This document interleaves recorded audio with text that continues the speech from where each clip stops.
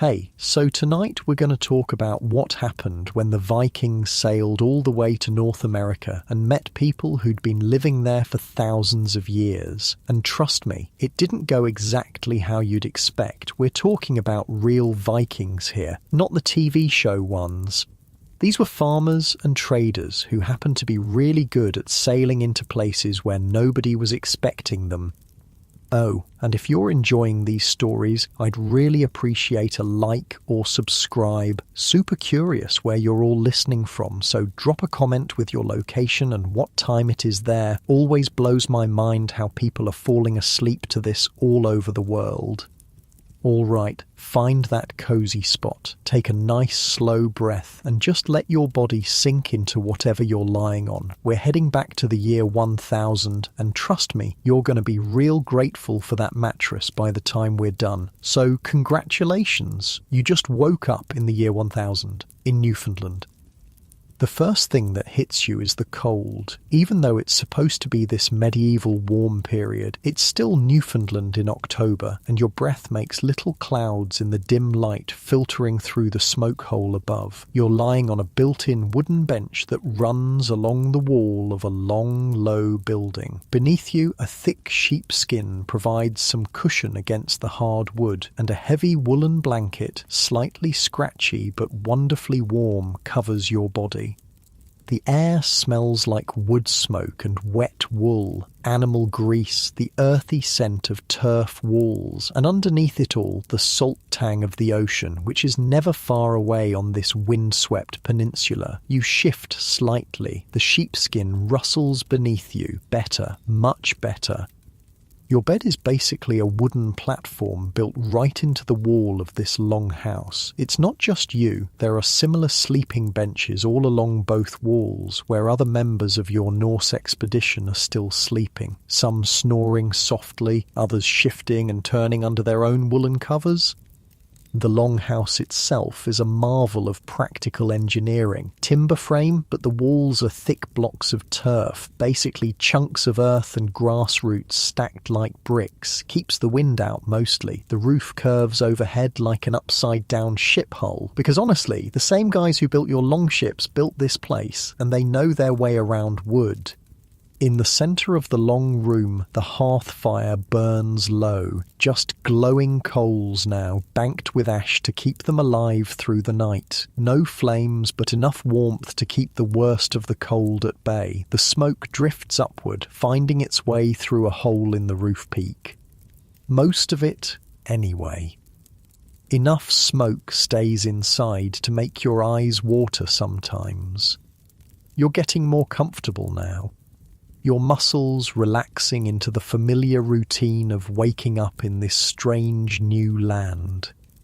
It's been 3 months since Thorfinn Karlsefni's expedition landed here, 3 months since you sailed from Greenland with 160 other Norse settlers, bringing cattle and sheep and everything needed to establish a real colony, not just a quick raid or trading visit. This was supposed to be permanent. The sound of wind whistles through the turf walls. Outside, you can hear the waves against the rocky shore. The settlement sits on a rise overlooking a protected bay, perfect for beaching the longships. But this morning, something else catches your ear. Voices, low, urgent conversation from the far end of the longhouse. You prop yourself up on one elbow, the wool blanket sliding down. The air hits your shoulders and you pull it back up. Even inside, even with the fire, it's cold enough that you don't want to give up any warmth. Down at the far end, near where the animals are penned, you can see 2 figures silhouetted against the glow of the banked fire. Thorfinn himself, recognisable by his height and the way he carries himself, and beside him, Snorri, his wife Gudrid's brother. They're talking in hushed tones, but in the still air of the longhouse, sound carries. They came back again last night, Snorri is saying. Took more iron, 3 knife blades and the small axe head. You settle back against the sheepskin, listening. This has been happening for weeks now. The Skraelings, that's what everyone calls the native people here, they've been taking things. Not exactly stealing, more like selective borrowing. They seem fascinated by anything made of metal.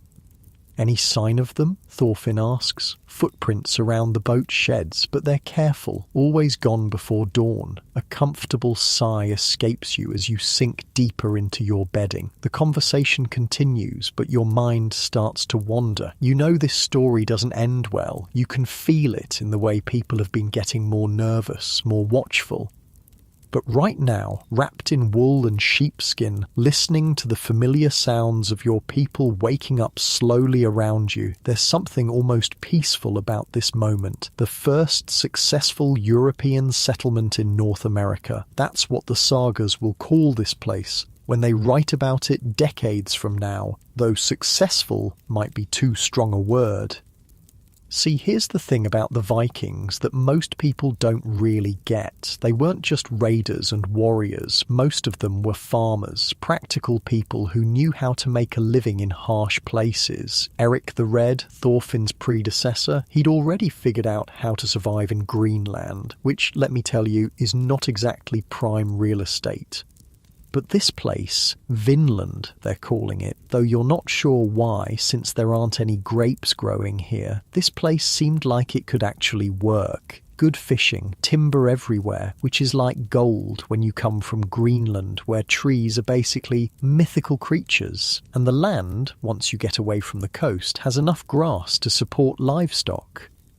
You stretch a bit, feeling that pleasant heaviness that comes with lying still and warm. Your breathing naturally slows in and out. The problem, and you're starting to understand this even though nobody talks about it directly, is the people who were already here, the Skraelings.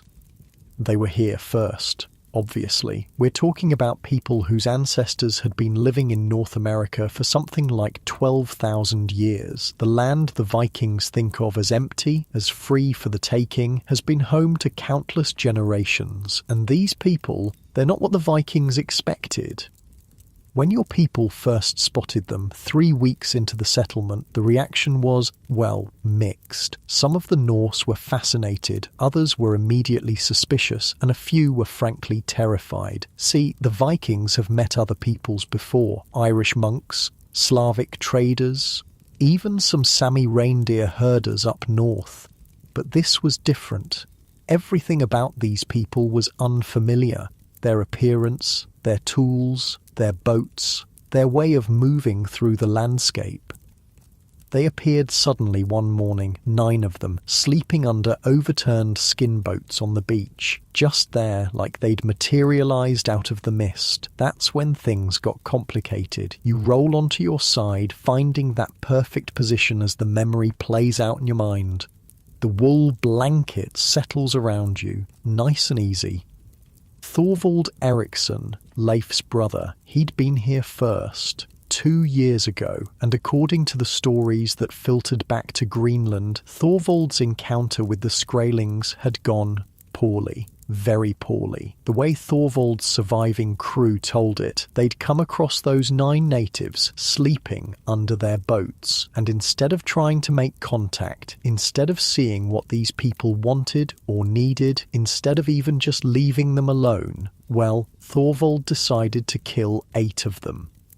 Just like that, attacked sleeping people who posed no immediate threat, killed them and let one escape. You shift again, getting more comfortable, but the story still makes you uneasy. Even for Vikings, who aren't exactly known for their pacifist tendencies, this seemed excessive, brutal, unnecessary, and predictably, it backfired. The one who escaped came back with reinforcements. Lots of reinforcements. With their skin boats and their bows and arrows, they surrounded Thorvald's longship and let loose. Thorvald himself took an arrow to the chest, fatal shot. He died right there on the beach of this new land, victim of his own poor decision-making. The irony wasn't lost on anyone. The mighty Viking warrior killed because he couldn't be bothered to try talking first. His crew stayed another winter, probably because they didn't have much choice, and then sailed back to Greenland with stories of hostile natives and a dead leader. You'd think that would have been the end of it. You'd think the Norse would have decided that maybe this particular land wasn't worth the trouble, but here you are. Because Thorfinn Karlsefni heard those stories and thought, I can do better. He's a trader, not a warrior. He understands that sometimes you can get more with cooperation than with violence, sometimes. So when Thorfinn put together this expedition, he came prepared for actual settlement. Families, not just fighting men. Livestock. Tools for farming and building. Everything needed to establish a permanent presence, and for the first 2 months it actually seemed to work. The Skraelings showed up again, cautious but curious, and this time, instead of attacking them, Thorfinn tried something revolutionary, trading. It started small. They would appear at the edge of the settlement, these people with their dark hair and skin clothes carrying bundles of furs. Beautiful furs, fox and beaver and caribou worked soft as silk. Your people had red cloth, wool dyed bright crimson, and milk, fresh milk from the cattle you'd brought from Greenland.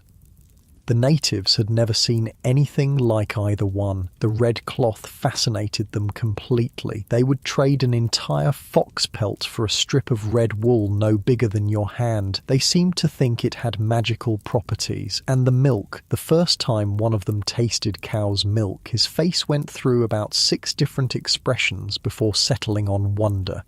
For weeks, this worked perfectly. Peaceful trade, both sides getting what they wanted, the Norse getting furs that would keep them warm through the winter, the Skraelings getting exotic goods they'd never encountered. You can almost feel yourself drifting as you remember those early trading sessions. There was something almost magical about the communication. No shared language, but somehow understanding each other through gestures and demonstrations. The careful respect, the mutual curiosity. You yawn, a long, satisfied sound. Your body is settling deeper into the sheepskin bedding, but the good times, as you've learned, don't last. 3 days ago, everything changed. You were working on repairs to one of the boat sheds when you heard the commotion, shouting from the direction of the cattle pen. Not angry shouting, more like surprise, confusion. By the time you got there, half the settlement was already gathering around the pen, and you could see the problem immediately. One of the bulls had gotten loose. Big bastard, black and white, with horns that could punch through a ship's hull. Somehow he'd broken through the fence and was standing in the middle of the settlement, looking around with that particular expression cattle get when they're not sure if they should be aggressive or just confused. That's when you noticed the Skraelings. A group of them had been approaching the settlement, probably for their usual trading visit, but when they saw this enormous horned beast wandering free, they panicked, and you can't blame them. Think about it from their perspective. They'd never seen cattle before. The biggest land animals in North America were caribou and moose, but this thing, this massive, muscular creature with huge horns and an attitude, this was something from another world. They scattered, dropped their furs, grabbed their weapons and ran for their boats. The bull, spooked by all the sudden movement and shouting, charged. Nobody got hurt. The bull just ran past everyone and disappeared into the woods, but the damage was done. The Skraelings left, fast, and they haven't been back for 3 days. You stretch again, feeling the pleasant weight of exhaustion starting to settle into your limbs. Your breathing is getting slower, deeper. But this morning, you can feel something different in the air, a tension that wasn't there before, because yesterday, Helgi the lookout spotted boats on the horizon, not just a few, dozens of them, skin boats like the ones the Skraelings use, but more than anyone had ever seen together. They didn't approach yesterday, just sat out there, beyond the mouth of the bay, visible but distant. But now Snorri is talking about footprints around the boat sheds and missing iron. You close your eyes, listening to the conversation continuing at the other end of the longhouse. The voices are getting quieter, more urgent. How many do you think? Thorfinn is asking. Hard to say. Could be 100, could be more. 100 Skraelings armed with bows and arrows, and probably not happy about the bull incident, or maybe still angry about what happened to their people when Thorvald was here. You pull the woolen blanket higher, up to your chin. The sheepskin beneath you seems softer now, more comfortable. Your muscles are completely relaxed. Here's the thing about being a Viking settler in the year 1000. You wake up every morning not knowing if this is the day everything goes to hell. But you've gotten used to that uncertainty. It's just part of life. What you can't get used to is the sense that you're living through something important, something that's going to be remembered. Whether you succeed or fail here, whether this settlement survives or gets wiped out, the very fact that you made it this far means you've done something nobody in Europe has ever done before. You've crossed the Western Ocean, you've found a new land, you've met people who live completely differently from anyone back home. And somehow, despite all the mistakes and miscommunications and moments of violence, you've managed to survive for 3 months. That's something. Even if it all falls apart tomorrow, even if you end up sailing back to Greenland with your tail between your legs, you'll always know you were part of the first European settlement in North America, 500 years before Columbus was even born. Your eyelids are getting heavy now. The combination of warmth and comfort and the early morning quiet, the distant sound of waves against the shore, the soft crackling of the banked fire, the conversation at the other end of the longhouse has stopped. Thorfinn and Snorri have apparently reached some kind of decision, and now they're moving quietly toward the door, probably going to check the defences, make sure the boats are secure, just in case. You shift one more time, finding that absolutely perfect position. The wool blanket settles around you like a warm embrace. The sheepskin cushions every part of your body that touches the wooden bench. Outside, the wind continues to whistle through the settlement, but inside, wrapped in the familiar smells and sounds of home away from home, you feel that deep, satisfying relaxation that comes with being safe and warm and comfortable. Your breathing slows even more, in through your nose, out through your mouth, each breath carrying away a little more tension. Tomorrow you'll have to deal with whatever the Skraelings have planned. Tomorrow you'll have to figure out whether this settlement can survive the winter, whether the trading relationship can be repaired, whether Thorfinn's dream of a permanent Norse presence in Vinland is possible. But right now, in this moment, you're exactly where you belong. Part of history in the making, settling deeper into your bedding as the longhouse around you slowly comes to life, your body naturally relaxing as the familiar sounds of your people starting another day in this strange new world wash over you like a gentle tide. The morning sun climbs higher, sending shafts of pale light through the smoke hole in the roof. You watch the dust motes dance in the golden beams, feeling that pleasant drowsiness that comes with being perfectly warm while the world outside stays cold and unwelcoming. Around you, the longhouse is fully awake now, people moving quietly, efficiently through their morning routines, the sound of leather boots on packed earth floors, the clink of iron tools, someone banking the fire and adding fresh wood, sending new warmth radiating through the space. You finally push yourself up, the wool blankets sliding away from your shoulders. The cold air hits your chest and you immediately understand why everyone moves so deliberately here. No wasted motion, every action calculated to preserve body heat. Your feet find the floor. Packed earth, worn smooth by months of use. Cold, but not freezing. You pull on your leather boots. Good thick boots with wool lining, because in this climate, cold feet can literally kill you.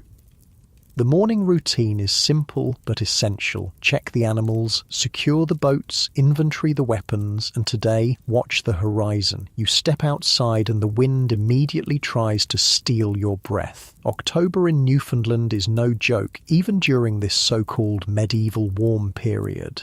The temperature might be a degree or two warmer than usual, but warmer than usual in the North Atlantic doesn't mean comfortable. It means you might survive with adequate preparation.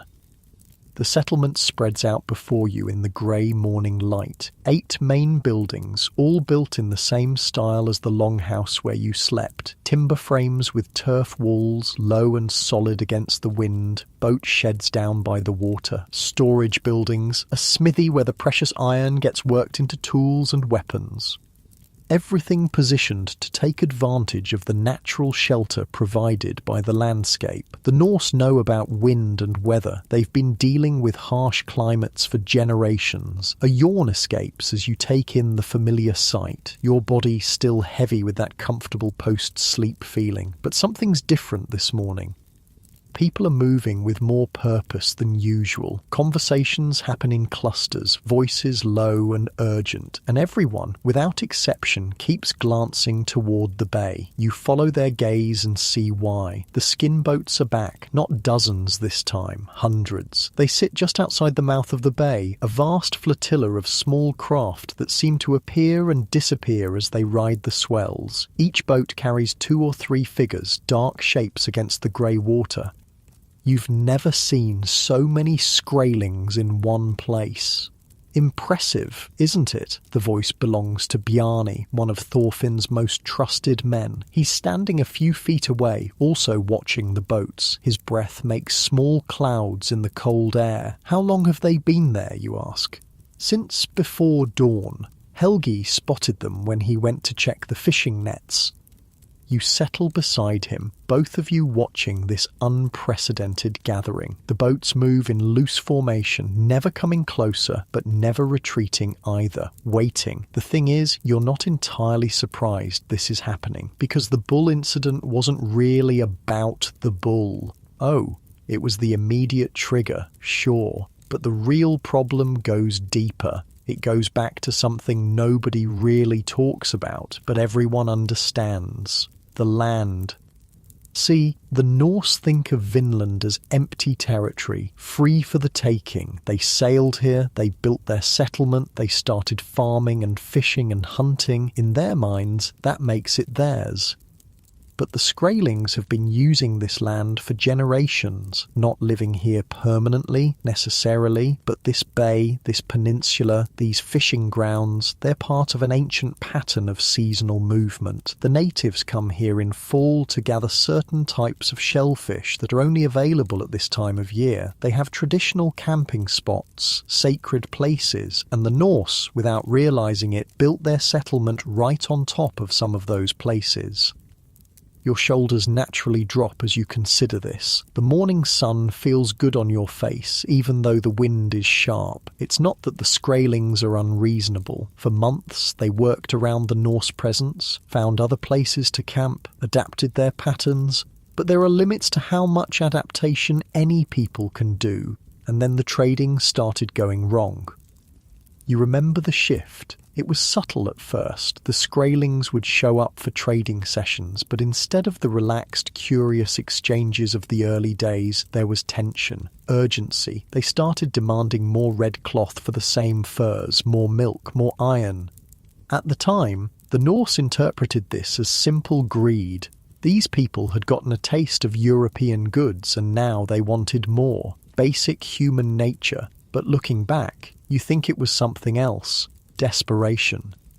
because the Norse settlement wasn't just taking up space, it was fundamentally changing how this ecosystem worked. The cattle, for instance, they need a lot of grass, and they eat it right down to the roots in a way that wild caribou don't. After a few months of grazing, the meadows around the settlement started looking different, thinner, less productive.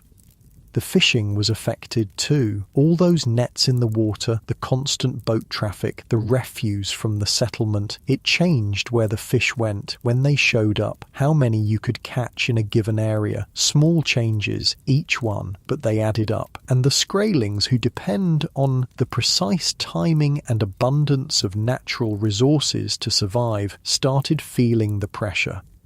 A comfortable sigh escapes you as you watch the distant boats. The whole situation makes sense when you think about it this way. Two different approaches to living off the land, suddenly forced to share the same space. What do you think they want? Bjarni asks. It's a good question, and honestly you're not sure anyone knows the answer. Maybe they want the Norse to leave, pack up and sail back to Greenland. Maybe they want to renegotiate the terms of sharing this territory, work out some kind of formal agreement about who uses what and when. Or maybe they're here to finish what Thorvald started 2 years ago. An eye for an eye, blood for blood. The Norse way of thinking about conflict is pretty straightforward. Someone wrongs you, you hit back harder. Keep escalating until one side can't escalate anymore. Then the winner takes everything and the loser takes nothing.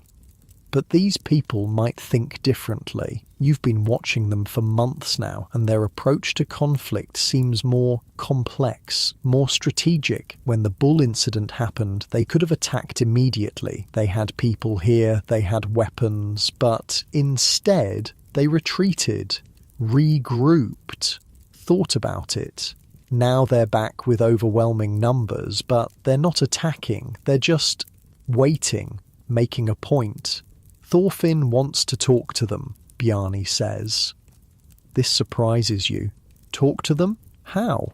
Same way we've been trading. Gestures, demonstrations. Show them we're not hostile. You consider this. On one hand, it makes sense. Talking is what Thorfinn does. He's a merchant, a negotiator. He's built his whole career on finding ways for different groups to work together profitably. On the other hand, there are several hundred armed natives sitting just outside your bay, and your entire settlement has maybe 60 fighting men. The math is not encouraging. When, you ask? This afternoon. He wants to take one boat, just a small crew, row out far enough to be heard, but not far enough to be surrounded. You nod, though something in your chest tightens at the thought. Brave plan, maybe foolish.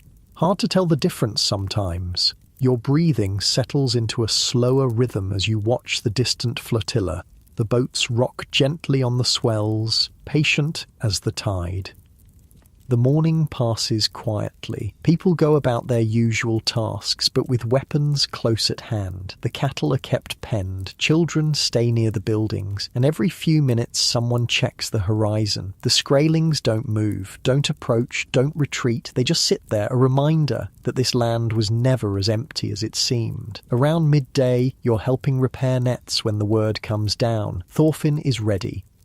He's chosen his crew carefully. Himself, obviously, Snorri because he's good with boats and level-headed in a crisis, a man named Ulf who has some skill with the native language, or at least he's picked up more words than most people, and 2 others chosen more for their diplomatic temperament than their fighting skills. 5 men in a small boat rowing out to face several hundred.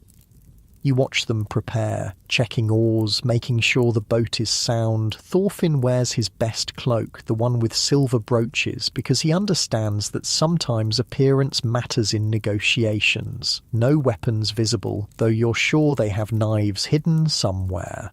The boat slides down the beach and into the water with a familiar scraping sound. Oars bite into the dark water, and slowly, steadily they row toward the mouth of the bay, toward the waiting Skraelings. You find yourself holding your breath as the distance closes. Other people have gathered along the shoreline, everyone watching this unprecedented meeting. The flotilla doesn't move as Thorfinn's boat approaches, but you can see activity on the individual boats, people standing up, gesturing to each other, a ripple of communication passing through the group. Then, when Thorfinn's boat is maybe 100 yards out, something changes. 3 of the skin boats detach from the main group. They move forward, cutting through the water with a grace and speed that's genuinely impressive. These people know their watercraft. They position themselves in a loose line between Thorfinn's boat and the rest of the flotilla. Close enough to talk, far enough to escape if things go wrong. You can't hear what's being said from this distance, but you can see the body language. Thorfinn standing in the bow of his boat, arms spread in what you hope is a universal gesture of peaceful intent. One of the Skraelings responding, also standing, also gesturing. The conversation for, if you can call it that, goes on for maybe 20 minutes, and then abruptly it's over. The 3 skin boats turn and paddle back to the main group. Thorfinn's crew begins the row back to shore. Even from a distance, you can see the tension in how they handle the oars. Quick, efficient strokes, nobody looking back. They beach the boat and Thorfinn climbs out, his face grim. "Well?" someone asks. Thorfinn shakes his head. "They want us gone, off their land, back to wherever we came from." "What did you tell them?" "That we're willing to share, that there's enough here for everyone." "And?" They disagree. A long silence settles over the group. The implications are clear enough. No negotiation, no compromise, just an ultimatum. Leave or face the consequences. You shift your weight, feeling the familiar weight of uncertainty settle in your stomach, but also, strangely, a kind of relief. At least now everyone knows where they stand. "How long do we have?" someone asks. They didn't say, but I got the impression it won't be long. Thorfinn looks out at the flotilla, still waiting beyond the bay mouth, then back at the settlement behind him. Months of work, buildings that represent hundreds of hours of labour, livestock that's been carefully transported across an ocean, all of it suddenly very fragile. "We need to decide," he says finally. "Fight or sail." And there it is, the choice that will determine whether this becomes a footnote in history or the beginning of something bigger. You lean against a wooden post, letting your muscles relax as you consider the options. Both have merit, both have risks. Fighting means trying to hold the settlement against overwhelming odds. It means accepting that some people will die, maybe a lot of people. But if you win, if you somehow manage to drive off the Skraelings, then Vinland becomes truly Norse territory, a permanent foothold in the new world. Sailing means abandoning everything you've built here. It means admitting defeat, sailing back to Greenland with stories of failure. But it also means survival, the chance to try again somewhere else, some other time. The debate starts immediately. Voices raised in argument, people taking sides, some wanting to fight, unwilling to give up months of work without a struggle, others pointing out the mathematical reality of the situation. You listen to the arguments, feeling that familiar drowsiness that comes when your body is still but your mind is processing complex information. The sun is warm on your face despite the cold wind. The truth is, the decision isn't really about courage or cowardice. It's about what kind of future the Norse want in this new land. If they fight and win, they establish the precedent that European technology and tactics can overcome native numbers, that this continent can be taken by force. If they sail away, they leave the door open for different kinds of relationships, future expeditions that might approach things differently, maybe find ways to coexist rather than conquer. Of course, there's also the possibility that they fight and lose, in which case the precedent becomes very different. The story becomes a warning about the dangers of underestimating the people who were here first. Your breathing naturally slows as you consider these possibilities, the weight of history settling around this moment like a warm blanket, because whatever happens next, it's going to be remembered, told and retold in the sagas, shaped into legend. The first major conflict between Europeans and Native Americans, win or lose, fight or flee, this afternoon will echo through centuries. But for now, in this moment, there's still uncertainty, still choice, still the possibility that someone will think of a third option that no one has considered yet. You close your eyes briefly, feeling the sun on your eyelids, listening to the ongoing debate, voices passionate but controlled. These are people who understand that decisions made in anger rarely end well. When you open your eyes again, Thorfinn is looking directly at you. "What do you think?" he asks. And suddenly, impossibly, the weight of the decision seems to rest partly on your shoulders. Your voice, your choice about what happens next in this strange new world as the afternoon light grows longer and the distant flotilla continues its patient wait, and your body settles into a comfortable position against the post. Muscles relaxed, breathing steady, preparing for whatever comes next in this story that will shape the future of two worlds. The question hangs in the air like smoke from the longhouse fires. What do you think? Thorfinn's eyes are steady on yours, and you realise that somehow, in this moment, your opinion actually matters. You take a breath. The cold air fills your lungs, sharp and clean. Around you, the other settlers have gone quiet, waiting to hear what you'll say. "I think," you say slowly, "we need to understand something first." You gesture toward the flotilla, still waiting beyond the bay mouth. Those people out there, they're not here by accident. This isn't just anger about the bull, or even about Thorvald's attack 2 years ago. Thorfinn nods, encouraging you to continue. They're here because we're sitting on their land, and I mean that literally. You point to the ground beneath your feet. This spot where we built the settlement. I've been watching the patterns in the shells and bones we find when we dig. This has been a seasonal camp for them for generations, maybe centuries. Your shoulders naturally drop as you settle into the explanation. The afternoon sun feels good on your back. So from their perspective, we didn't discover empty land. We moved into their backyard. The silence stretches out, people shifting weight from foot to foot, the reality of the situation sinking in. That doesn't change the fact that we're here now, someone says. We've put months of work into this place. No, you agree. It doesn't change that, but it helps explain why talking didn't work. You can't negotiate your way out of fundamentally different ideas about how land ownership works.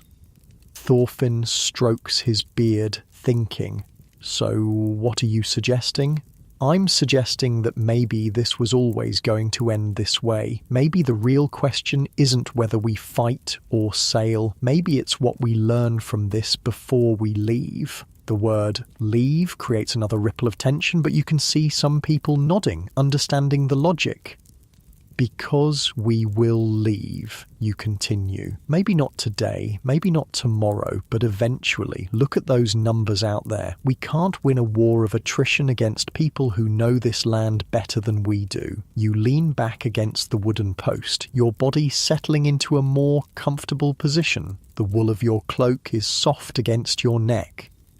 But that doesn't mean this was a failure. We've learned things here that no European has ever known about this land, about these people, about what's possible across the Western Ocean. Thorfinn looks out at the flotilla again, then back at the settlement. You can see him working through the implications. How long do you think we could hold out if they decide to attack?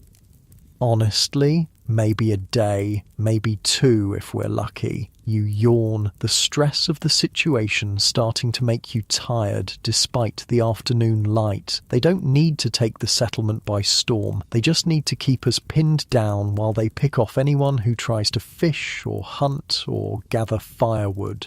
Siege tactics. Exactly, and they have all the advantages in a siege. They know where to find food and fresh water. They can resupply from inland. We can't.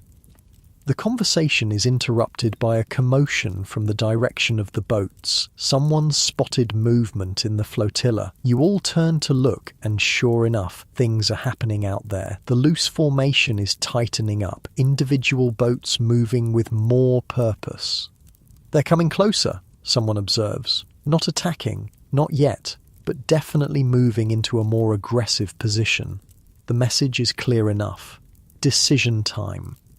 Thorfinn makes up his mind with the kind of decisive speed that made him a successful trader. "We pack up," he announces. "Everything we can carry, livestock, tools, anything valuable that fits in the boats." There's some grumbling, but not much. People understand the math as well as you do. "When?" Snorri asks. "Tonight. Use the darkness to load the ships. Sail at first light." "What about the buildings?" someone asks. "All that work?" Thorfinn shrugs. "Buildings don't cross oceans. People do." And with that, the first European settlement in North America begins its end. The rest of the afternoon passes in a blur of organised activity, people selecting what to take and what to leave behind, tools and weapons, obviously. The livestock, cattle and sheep and goats that represent months of careful breeding. Personal possessions, but only the most essential ones.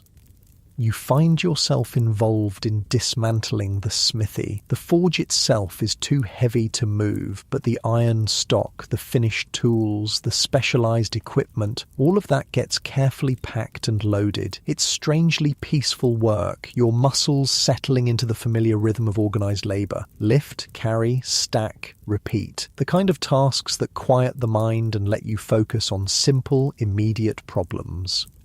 As you work, you keep glancing toward the bay. The Skraeling flotilla has moved closer, but they're still keeping their distance, watching, waiting to see what the Norse will do. There's something almost respectful about their approach. They could attack now, while everyone's distracted with packing, but they're not. They're giving the Norse time to make the smart choice. You pause in your work, wiping sweat from your forehead despite the cold air. The sun is getting lower, painting the sky in shades of orange and red. "Weird to think this is probably the last sunset we'll see here," says Eric, one of the younger settlers. He's helping you with the iron, his arms full of unfinished axe heads. "Maybe," you say, "or maybe someone else will come back someday, try a different approach. You think that'll work better?" You consider this as you heft a bundle of iron bars. I think it depends on what they're trying to accomplish. If they come to conquer, they'll probably run into the same problems we did. But if they come to trade, to learn, to find ways to coexist, you trail off, realizing you're describing something that doesn't really exist yet, a kind of interaction between peoples that goes beyond the usual patterns of war and conquest. "Sounds complicated," Eric says. "Yeah, but so is crossing an ocean, and we figured that out." The work continues as the sun sets, people moving with quiet efficiency through tasks they've done countless times before, breaking down a life, a settlement, a dream into portable pieces. Your body naturally relaxes into the rhythm. Bend, lift, carry. The repetitive motion is almost meditative. And gradually, as the evening progresses, you start to see the outline of the end. By full dark, most of the valuable materials have been moved to the beach. The longships, pulled up on shore 3 months ago, are being prepared for launching. Masts checked, rigging inspected, hulls examined for damage. The livestock are the trickiest part. Cattle don't naturally want to get into boats, especially at night, but there are techniques for this. Blindfolds to keep them calm, rope harnesses to control movement, careful coordination between multiple people to guide each animal aboard without anyone getting trampled. You end up helping with this, partly because you have experience with cattle, but mostly because every available hand is needed. The work is exhausting, but oddly soothing. Animals respond to calm confidence, and staying calm and confident requires a kind of deliberate relaxation. A yawn escapes as you help guide a particularly stubborn cow toward the boat ramp. Your muscles are tired in that good way that comes from useful physical labour.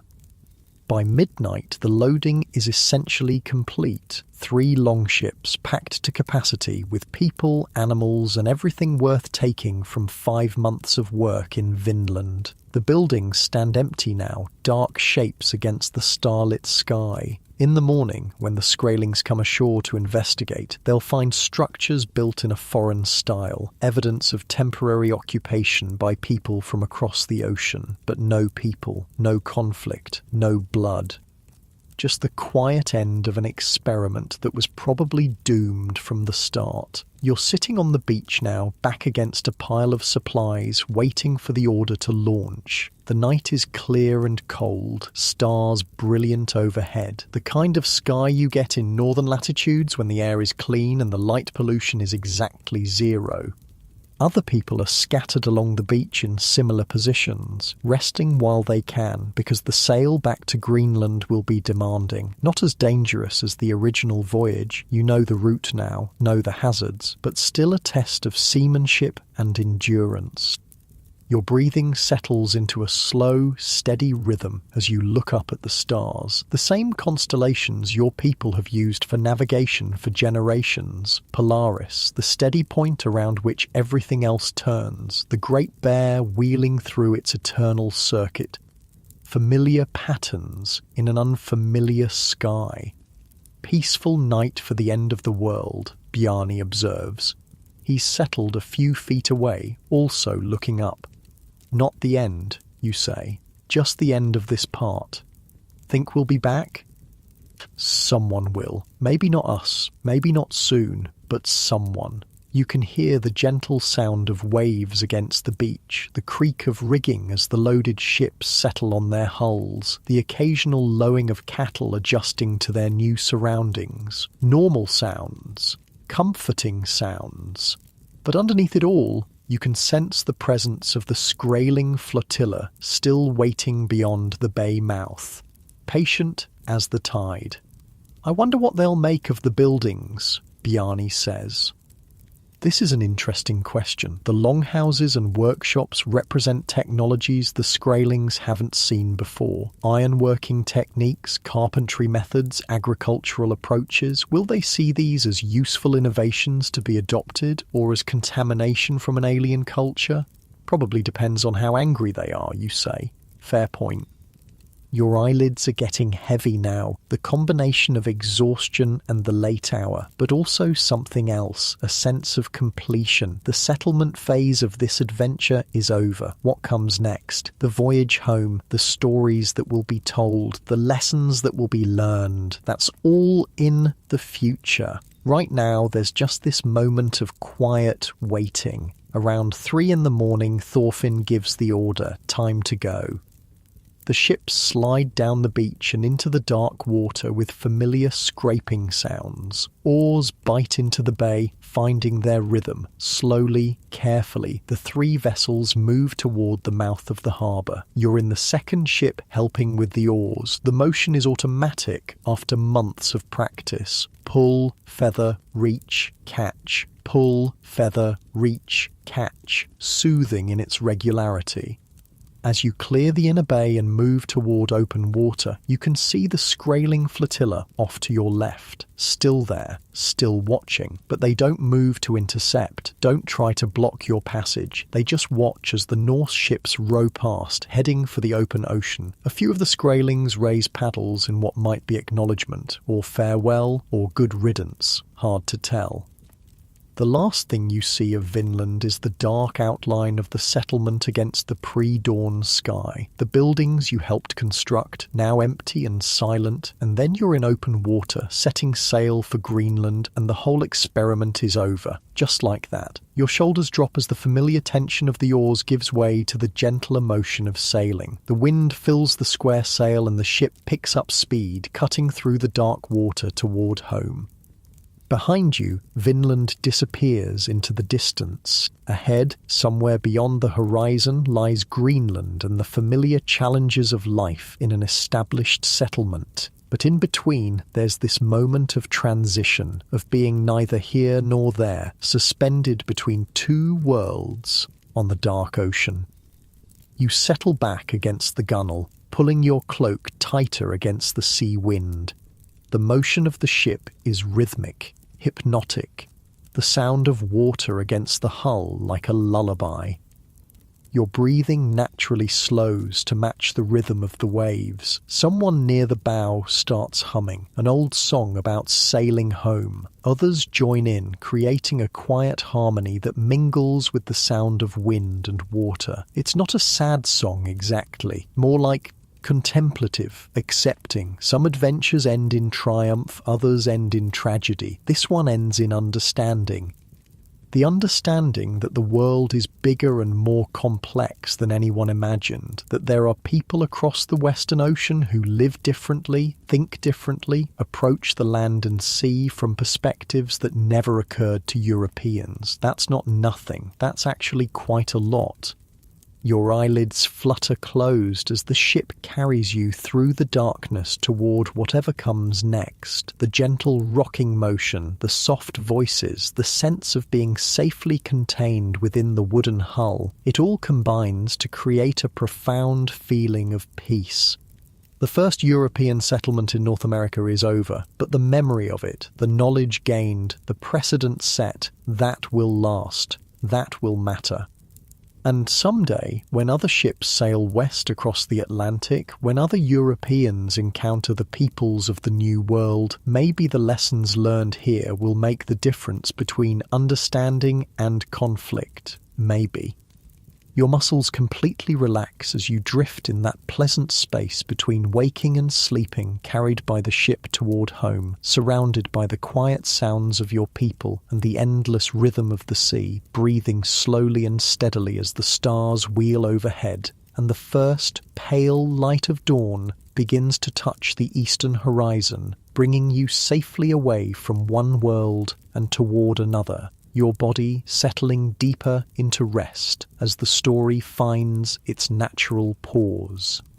Here on the dark water between two continents, between past and future, between what was attempted and what was learned, the dawn comes slowly over the North Atlantic, painting the sky in shades of pearl and rose. You're still leaning against the gunwale, wrapped in your cloak, watching the sun climb out of the eastern horizon. The motion of the ship has settled into that perfect rhythm that makes you feel like you're being rocked in an enormous cradle. Behind you, Vinland is just a memory now, a dark line on the horizon that gets smaller with each passing hour.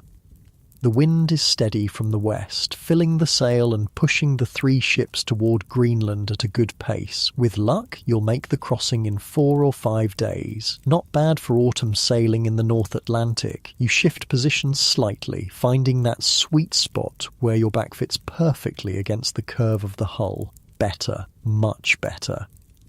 The funny thing is, now that you're sailing away from the settlement, you can see the whole experience more clearly, like stepping back from a painting to get the full picture. And the picture is complicated. On one hand, you failed. The settlement is abandoned. The dream of a permanent Norse presence in Vinland is over, at least for now. Thorfinn's expedition will go down in the sagas as another attempt that didn't quite work out.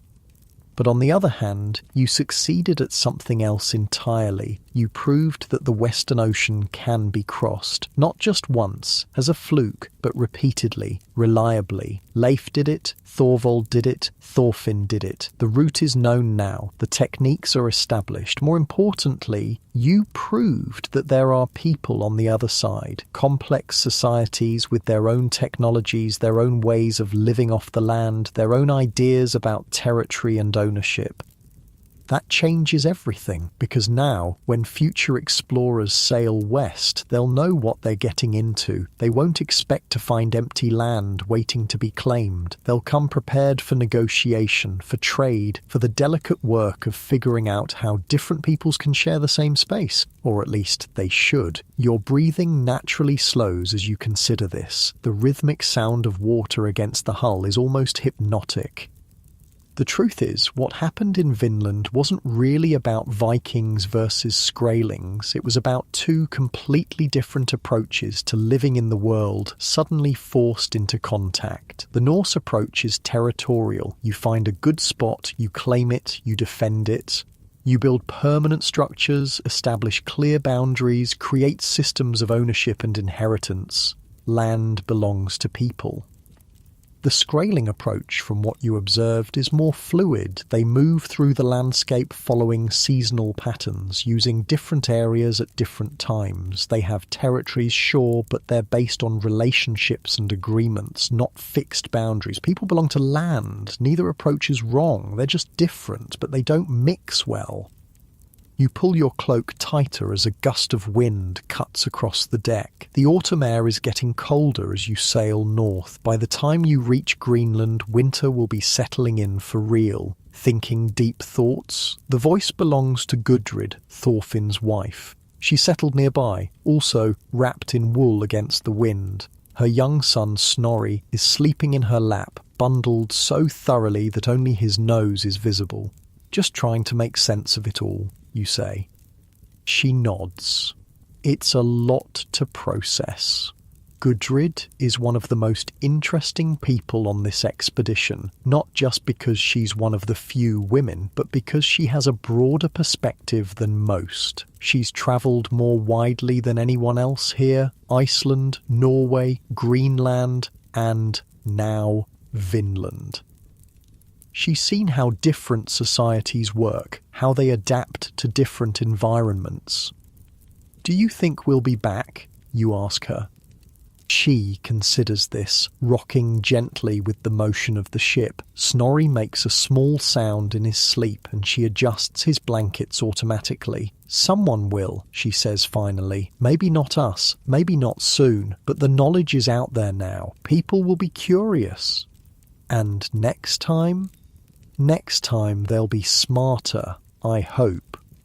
A comfortable silence settles between you. The ship continues its steady progress through the grey water, carrying you and 40-odd other people away from one life and toward another. The thing about Gudrid is that she understands something most of the men don't. This expedition wasn't just about establishing a settlement, it was about expanding the world. Before Leif's voyage, the known world ended at Greenland. Beyond that was just ocean, extending forever into mystery and myth. Now the world has edges on both sides, Greenland in the east, Vinland in the west, and between them a sea that can be crossed by anyone with the skill and courage to try. That's a fundamental change in how people think about geography, about possibility, about the future. Your shoulders naturally drop as you lean deeper into the curve of the hull. The sun is climbing higher now, taking some of the bite out of the wind. Tell me about Iceland, you say. Gudrid smiles. Missing solid ground already? Something like that. She shifts Snorri to a more comfortable position and settles in for a story. This is one of the things that makes long voyages bearable. People who can tell good stories. Iceland's green, she says. Greener than Greenland, that's for sure. Rolling hills covered with grass, rivers full of salmon, and the hot springs. You can bathe in water that comes right out of the ground, hot enough to cook an egg. You've heard about the hot springs before, but it's still hard to imagine. Water that's naturally warm, bubbling up from deep underground. In Greenland, you have to melt ice for every drop of water that isn't frozen solid. The people are different too, she continues. More settled. They've been there long enough to establish real farms, real communities. There's even a parliament where representatives from different regions meet to settle disputes.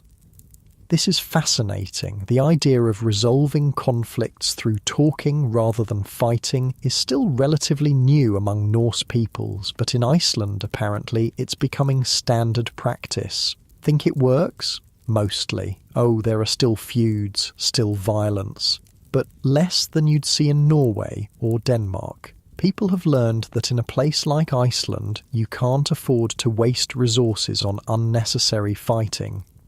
She pauses, looking out at the water. Maybe that's something we could have tried in Vinland, some kind of formal arrangement with the Skraelings, boundaries, agreements, ways to resolve disputes without resorting to weapons. You consider this. It's an intriguing idea, but it would have required a level of communication and mutual understanding that never quite developed. Hard to negotiate with people when you don't speak the same language, you observe. True. But trade worked for a while. We found ways to communicate about furs and cloth and milk. Maybe we could have found ways to communicate about land use, seasonal patterns, shared territories. A yawn escapes as you imagine this alternative history. Norse settlers and Skraelings working out formal agreements about who could use which areas when. Shared fishing grounds, trading posts, intermarriage, maybe. Think it's possible, you ask? I think it's necessary, she says. If we're going to keep exploring westward, we're going to keep encountering people who were there first. We need to get better at figuring out how to coexist. The conversation is interrupted by a call from the lookout. Land ho. You turn to look where he's pointing, and sure enough, there's a dark line on the northern horizon. Too early to be Greenland, but definitely land. Probably one of the islands off Labrador, Gudrid says. We're making good time. The sight of land, even distant land, changes the mood on the ship. People moving around more, checking gear, preparing for the possibility of putting ashore if the weather turns bad. But the weather holds steady. Clear skies, steady wind, good visibility, perfect sailing conditions for this time of year. Your body naturally relaxes as you settle back against the gunwale. The combination of sun and wind and the rhythmic motion of the ship is incredibly soothing. As the day progresses, you find yourself thinking about the broader implications of what just happened in Vinland, because this wasn't just one failed settlement. This was part of a larger pattern of Norse expansion that had been going on for centuries. First, they spread through the fjords and islands of Norway and Denmark. Then they pushed west to the Shetlands, the Orkneys, Iceland. Each time they were looking for new land, new opportunities, new places to establish themselves. But each time they were also encountering peoples who were already there. Picts in Scotland, Celtic monks in Iceland, and now Skraelings in Vinland. The difference is that in most of those earlier expansions, the Norse had advantages that made conquest possible. Better weapons, better ships, larger populations back home to provide reinforcements. In Vinland, those advantages didn't exist. The Skraelings had their own technologies, their own ways of fighting, their own understanding of the land, and they vastly outnumbered the Norse. More importantly, they were defending their home territory. That changes the calculation completely. You stretch slightly, adjusting your position to catch more of the afternoon sun. The warmth feels good on your face. The other factor, and this is something people don't talk about much, but you can feel it in the changing weather patterns, is that the climate is starting to shift. This medieval warm period that made the North Atlantic crossings possible, it's not going to last forever. Already, some of the older sailors are talking about harder winters, more storms, ice forming earlier and melting later. Subtle changes, but noticeable if you spend your life watching weather patterns. If the climate gets colder, if ice starts blocking the sea routes more often, then the whole enterprise of maintaining settlements across the Western Ocean becomes much more difficult. Maybe impossible. That might be the real reason why Vinland was abandoned. Not just because of conflict with the Skraelings, but because the window of opportunity for North Atlantic exploration is starting to close. A comfortable sigh escapes as you consider this longer view of history. The Vikings caught a brief moment when the climate was warm enough and the sailing technology was good enough to make these incredible voyages possible, but moments don't last forever. And maybe that's okay. Maybe the point wasn't to establish permanent colonies. Maybe the point was to push the boundaries of the known world, to prove that the ocean could be crossed, to make contact with peoples who lived completely different lives. Maybe the point was the journey itself. The ship hits a larger wave and you feel the familiar lift and settle that comes with deep water sailing. The motion is soothing, rhythmic, like being rocked to sleep. But you're not sleeping. You're just comfortable, relaxed, watching the afternoon light play on the water and thinking about the strange turns that history takes. By evening, the wind has shifted slightly, requiring some adjustment to the sail and rigging. You help with this work, enjoying the familiar tasks of shipboard life, hauling rope, adjusting lines, checking that everything is secure. There's something deeply satisfying about this kind of work. Simple, immediate problems with clear solutions. Pull this rope to tighten that sail, tie this knot to secure that line. Very different from the complex negotiations and cultural misunderstandings that dominated life in Vinland. As the sun sets, painting the sky in brilliant oranges and reds, you find yourself back at your favourite spot against the gunwale. The wind has died down and the air is milder. Perfect evening for being on the water. Other people are scattered around the deck in similar positions. Some telling stories, others just enjoying the peace of a successful day's sailing. Children playing quiet games.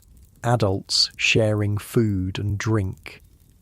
The sounds are comforting, familiar voices, familiar languages, familiar jokes and conversations. After months of being surrounded by the strange and unfamiliar, there's something deeply restful about being back among your own people. Your breathing settles into that slow, steady rhythm that comes with true relaxation. The motion of the ship, the sound of water against the hull, the quiet conversations around you, it all blends into a kind of maritime lullaby.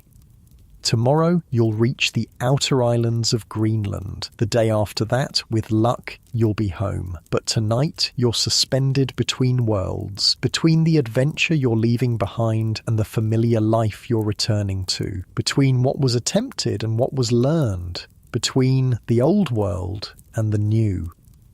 You shift a bit, getting more comfortable against the smooth wood of the hull, your muscles naturally releasing the last bit of tension as the ship carries you steadily through the darkening water toward whatever comes next, your body settling deeper into that perfect state of relaxed alertness, breathing easily and naturally as the first stars begin to appear overhead and the gentle rhythm of the waves continues its ancient song, carrying you safely homeward through the peaceful night.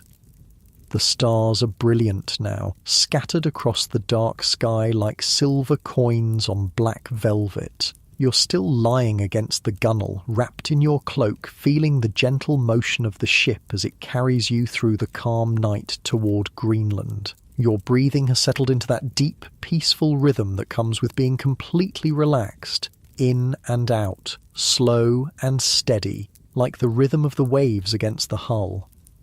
Around you, the ship has grown quiet. Most people are sleeping now, curled up in whatever sheltered spots they can find. The sound of gentle snoring mingles with the soft splash of water and the occasional creak of timber. You should probably find a more sheltered place to sleep. But there's something perfect about this spot, this position, this moment of being suspended between sea and sky. Your eyelids are getting heavy now. The combination of the long day, the steady motion of the ship, and the deep sense of peace that comes with being safely homeward bound. Tomorrow morning, you'll wake up in sight of Greenland, the familiar ice-covered peaks, the protected fjords, where the Norse settlements cling to the edges of a harsh but manageable land. You'll tell your stories then, about the settlement, about the Skraelings, about what it feels like to stand on the shores of a new continent and realise you're part of something that will be remembered for centuries. But tonight there's just this perfect moment of rest. The ship rises and falls gently with the swells, up and down, like being rocked in an enormous cradle by the sea itself. Your muscles are completely relaxed now. Your shoulders have dropped, your arms lie heavy and still at your sides. Even your face feels soft, peaceful, all the tension melting away. As you drift in that pleasant space between waking and sleeping, your mind wanders over everything that's happened. The excitement of first landing in Vinland, the careful work of building the settlement, the wonder of meeting people who lived so differently from anything you'd ever imagined. The gradual realization that some dreams are bigger than the people who dream them, but also the understanding that every attempt, even the ones that don't quite work out, teaches you something valuable, something that makes the next attempt more likely to succeed. Your breathing grows deeper, slower, each breath carrying you further into that state of perfect relaxation. The Vikings will come back to North America eventually, not tomorrow, not next year, but someday. And when they do, they'll remember the lessons learned here about communication, about cooperation, about the difference between taking land and sharing it. Or maybe it won't be Vikings at all, maybe it will be other Europeans, generations from now, sailing west with different intentions and better understanding. The important thing is that the connection has been made, the ocean has been crossed, the knowledge exists. Your eyelids flutter closed now, then open again, heavy with sleep. The stars seem softer somehow, blurred at the edges. Around you, the ship continues its steady progress through the dark water. The familiar sounds of a Norse vessel at sea, timber creaking, rigging humming in the wind, water rushing along the hull. Sounds that speak of home, of safety, of being surrounded by people who understand you and share your ways of seeing the world. You shift slightly, finding an even more comfortable position. The wool of your cloak is soft against your skin. The curved wood of the hull supports your back perfectly. Your breathing slows even more. Deep, peaceful breaths that carry away the last traces of tension. In your drowsy mind, you can see the larger pattern now. This expedition to Vinland was part of something bigger, part of humanity's endless push to explore, to discover, to understand what lies beyond the next horizon. The Vikings were just one chapter in that story, but what a chapter! These farmers and traders from the cold edges of Europe somehow found the courage and skill to sail across unknown oceans, to build homes in impossible places, to survive winters that would have killed their ancestors. And now, having pushed as far west as anyone had ever gone, they're sailing home with stories that will reshape how people think about the world. Your eyelids are so heavy now they can barely stay open. The gentle motion of the ship rocks you deeper and deeper into that perfect state of relaxation. Sleep is coming now, real sleep, deep, peaceful, restorative sleep. But as you drift toward unconsciousness, you feel a strange shift. The sounds of the ship seem to be fading, the motion becoming gentler, the stars overhead growing dimmer. It's as if the longship is slowly dissolving around you, carrying you not just across the ocean, but across time itself. The rough wool of your Viking cloak transforms gradually into the soft cotton of modern fabric. The hard wood of the gunwale becomes the gentle support of your own pillow.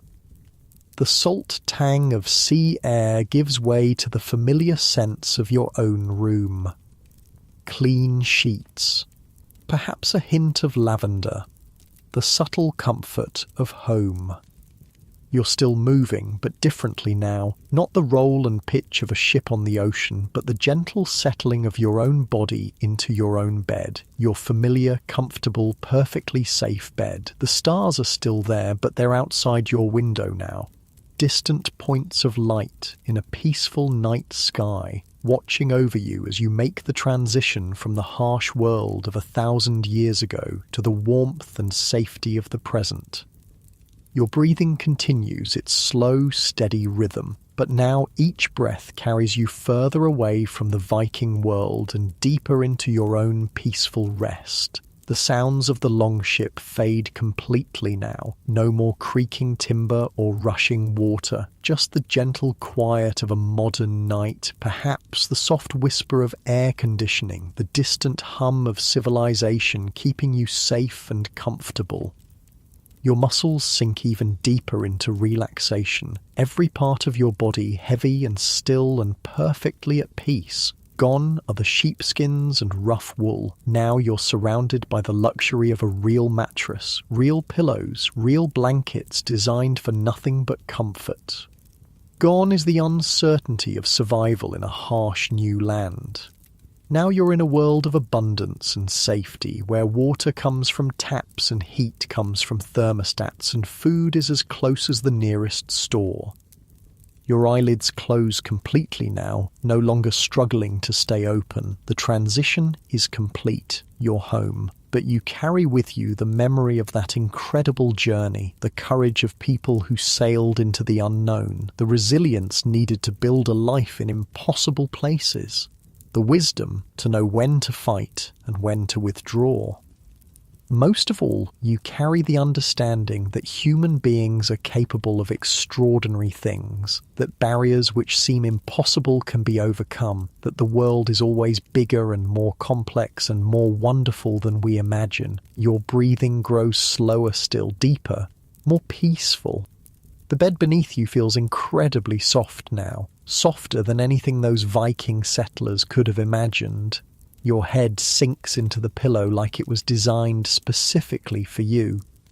The blankets around you are warm without being heavy, the perfect temperature, the perfect weight, everything adjusted for your complete comfort. You can feel sleep taking hold now, real sleep, the kind that carries you away completely, leaving behind all the concerns and tensions of the day.